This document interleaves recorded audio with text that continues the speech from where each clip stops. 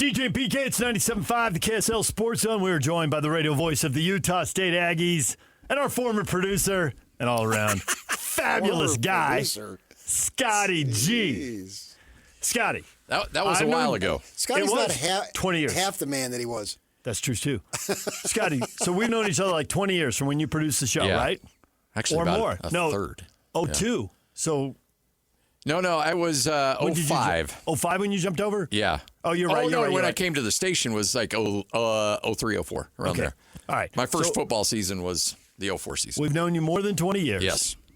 Have you ever been Long time. this pumped up about an Aggie basketball team? And if so, was it the Sam Merrill team? Yes.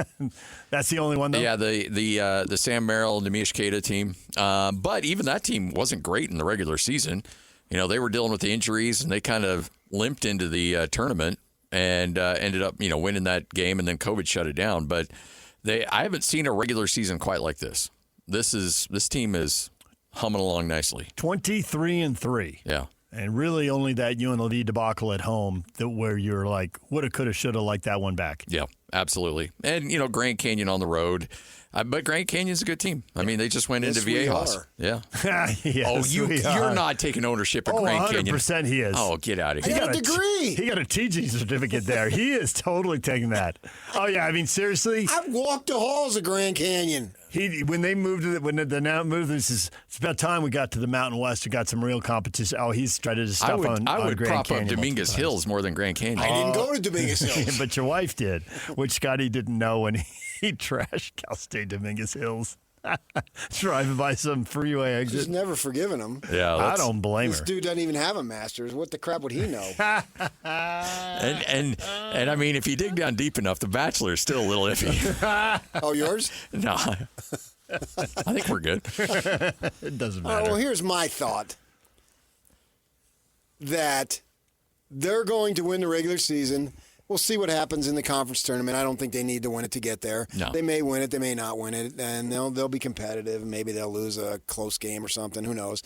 Then they'll go to the NCAA tournament, and they have an excellent chance to win their first game, and then they'll lose their second game, and then we'll see what Jared Calhoun wants to do. So with all that in mind, you spent the better part of Tuesday, because we're off Monday, telling me that dunk at the end of the Memphis game really mattered.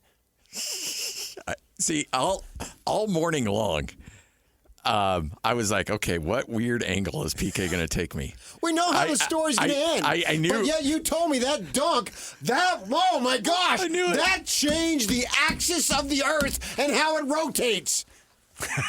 I love this Talk about a power dribble. I mean, come on. That dunk, you spent 3 hours justifying that dunk. Yeah. Well, about an hour and a half. They're going to win the conference. Not that half. They're going to go and maybe win the conference tournament. Again, it doesn't really matter. It's not going to affect their seed that much. They're very good chance to win the first round game. Yes. Lose in the second round. Yeah. And then we got to hold our breath with Calhoun because he's going to get a multitude of offers. Yeah. I don't know if he's going to be like Sprinkle where he's literally negotiating with Washington in Vegas while the tournament's going on. I'm not saying Calhoun would do that. Life is different now. And with all that in mind, somehow that dunk against Memphis changed everything. So let me peel the onion back here a little bit because I want to know what you really think. I just told you what I really think. You'll never know. Was it classless? The light is on. The light is on. You'll never know. I wouldn't have done it. It's an unwritten rule. Yeah. I understand. All three of them or just the third one? The last one. The last Okay. one. Okay. Literally the last one. There were three. If you didn't see it, they're like There 3 were and three 45 of them. seconds. I'm talking about the last one. Okay, yeah. The last one was Literally 10 the seconds. last one. All right. Hardaway played in the NBA. Yes. And injuries derailed his career. He was very good. Oh, yeah. But obviously he got injuries, cut him at the knees, basically. And you don't do that. So he's coming at it from an NBA perspective. Yes. And so he sees that, and he played North Texas on Thursday, has to fly all the way to friggin' Logan, Utah to get his butt kicked. They're not very good this year. And, yeah, I understand exactly where he's coming from. You didn't need to have that dunk, and I don't care what curling boy Ken Palm says, that dunk didn't change anything and will not change anything. They'll lose in the second round, and then we'll see what happens with Calhoun, whether he comes back or not, and away we go. That dunk was meaningless, but you two spent the whole time telling me that it's going to change everything. You needed that. Oh, the way the game is, and the analytics today, and blah blah. Oh, give me a bleep and break. Come on. You good? I'm even better. I bet you are. Curling boy? We're taking personal shots at Ken Pomeroy. Uh-huh. By the way, I have not seen Ken that excited as when I asked him about curling. That dude lit up like a Christmas tree. Right. He was extremely excited about that. Okay, by the way. We'll nail him next week or two. I will. On that. So Spencer Nelson, sitting next to me doing color, could not talk. He was so angry about that. He did not like the third dunk at all. He was down. He didn't like the second, and he definitely didn't like the third. Yeah. And because they could have ran out the clock on the second, and then there's the third dunk, and he went quiet. Now he doesn't talk a lot anyway, but he's like, I can't talk about this. I'm so mad because he's of the Stu Morrill, tree where you don't do that stuff. You don't rub people's noses in it, or at least lay it in. Here's the thing, Jared Calhoun. That right there, important distinction. Yeah, the windmill. Which asking a kid with all the adrenaline in the arena's going nuts, I get why he threw it down. I get it, but honestly, it would have felt different if he'd laid it in. But I'm looking over at Calhoun, and Calhoun's giving the signal like, let's go. Let's go. And so, I mean, he looks at his coach. His coach gives him the green light, so he's like, I'm going to put on a show here. Oh, I don't blame the kid. Oh, no, I don't blame him at all. And frankly, I don't, Calhoun, that's just his DNA. I think that he's using the analytics, but I think deep down the dude is just he wants to cut throats. I have not seen a coach that cold-blooded in a long time. Now, the analytics, I agree. Is 2 points going to matter? Is 4 points going to matter? Not really. Yeah, who cares if somebody won a game by 18 or by 24? Okay, Crow. I don't know. But Tuesday, that's what they told me. No, I know. It mattered. I know it can. But come that's on, what it told me. But you and I don't. Curling boy told me it'll make a difference. But you and I don't look at scores and think, oh, they only won by 18, not by 24. They're not really that good. There's a difference between winning by 1 and winning by 10, for sure. Yeah.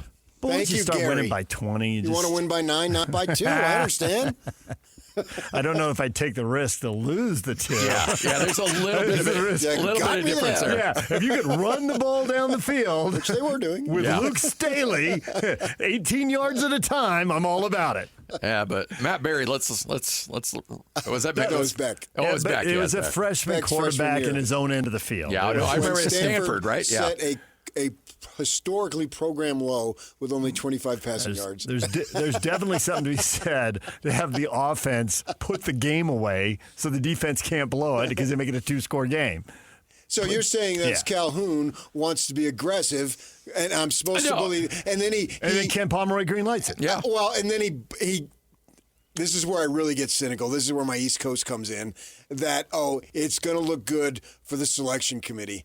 I call BS. It's going to look good on the Big 12 and Big 10 job openings. Look at you. I beat Memphis by 24 instead of 20. Along with this, and this. Is okay. So if he goes to the Sweet 16, my gosh, he's going to have. Take your pick. I don't want to channel. That's a heck of a coach. I don't want to channel Phoenix PK. I want to channel New Jersey PK. Because that's who he is. Like he is. I want to go Temple of Doom, rip out your heart, and show it to you. He's that kind of mentality. But I don't want to hear that it's because of the analytics this season. It's to make himself look good for future jobs. Get out of town. I think it's to embarrass a coach and embarrass a program. And to make himself look good. To make his team look good. And his byproduct of it, is going to be some opportunities down the line. Yeah.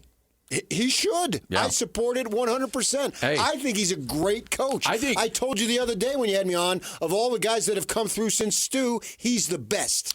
From an X's and O standpoint, it's not even close, honestly. Well, what other standpoint where is someone else better? Because I think aside from X's and O's, his attention to detail. Like, I fully believe he already knew Ken Palm's answer. He wasn't guessing. He knew because he had conversations. Anyone who's so detail-oriented that he comes into town and wants to meet with a politician and a church leader, like, tell me what it's like here. Tell me what the standards are. Tell me what I need to know so I and my team can be successful. He met with the Archbishop?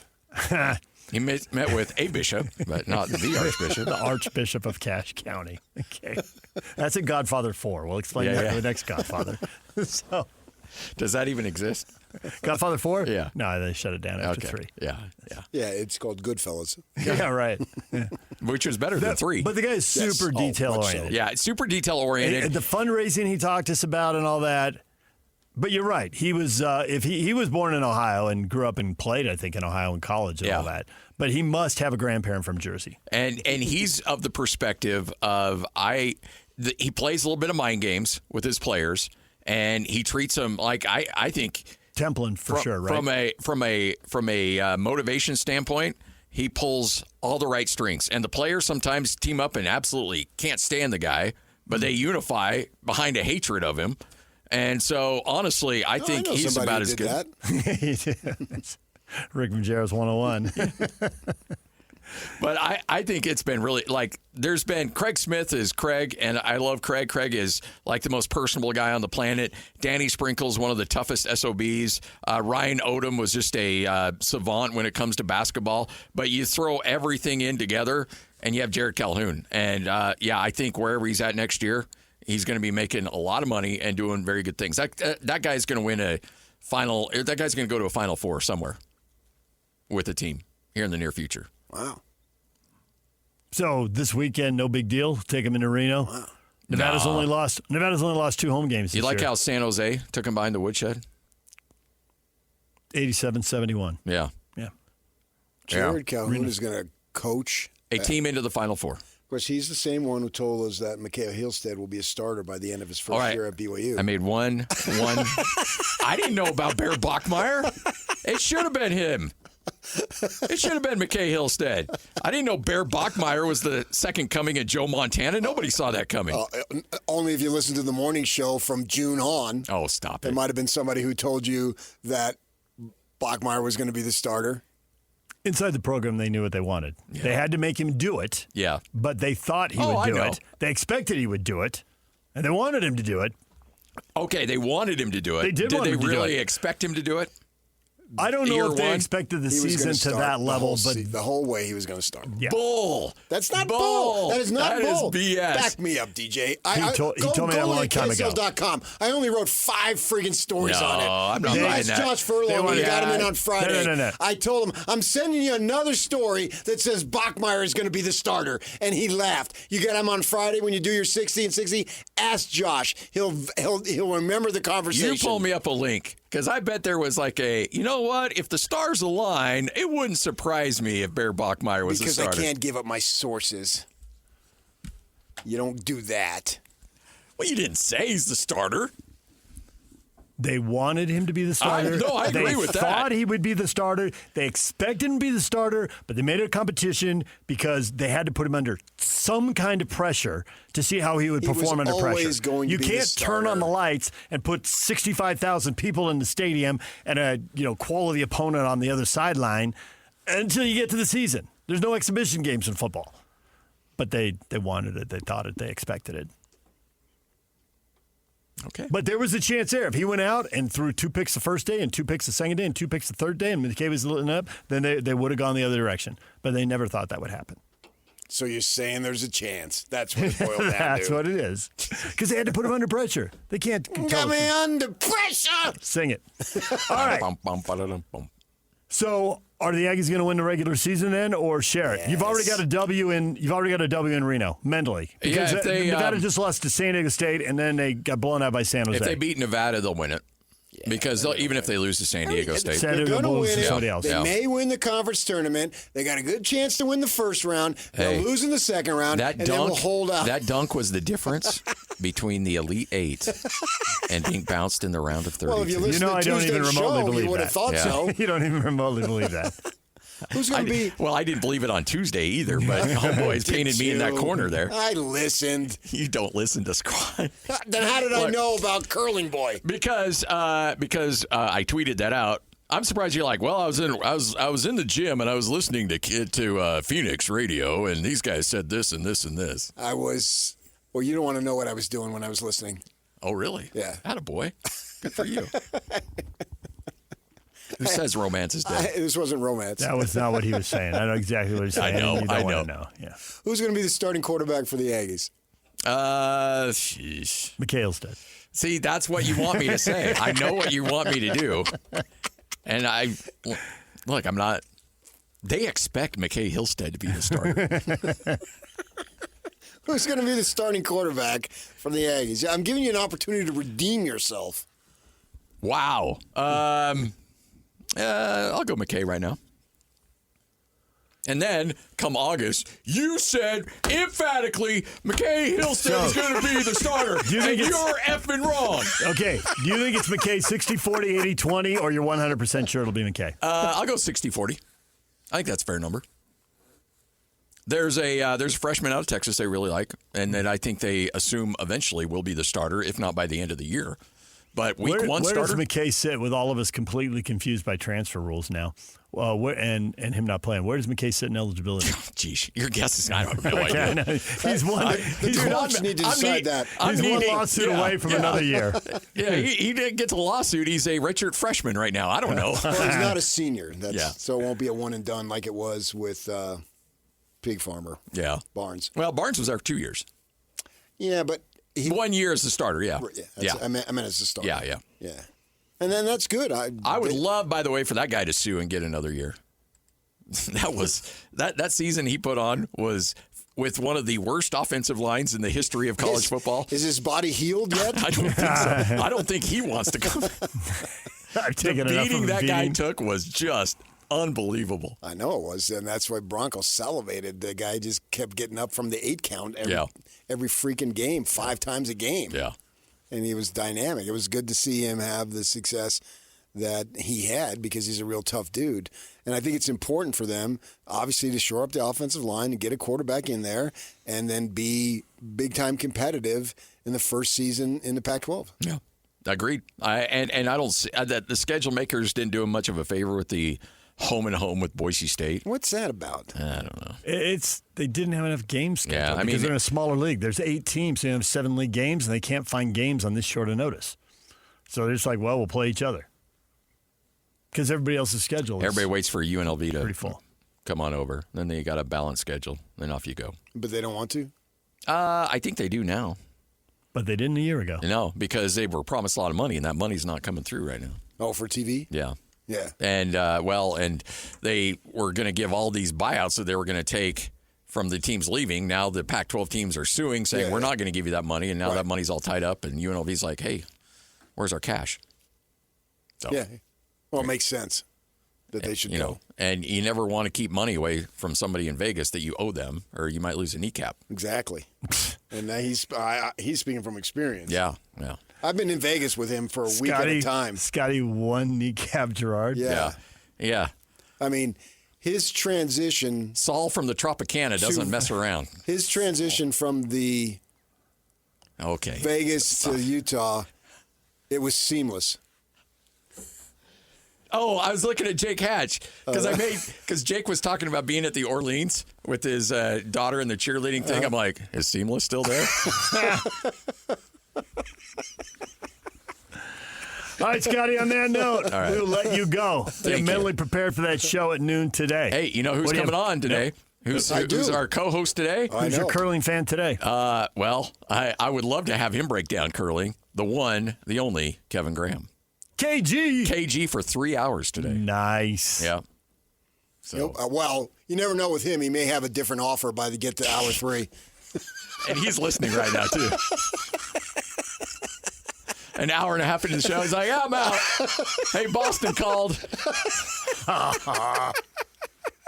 Or Pittsburgh.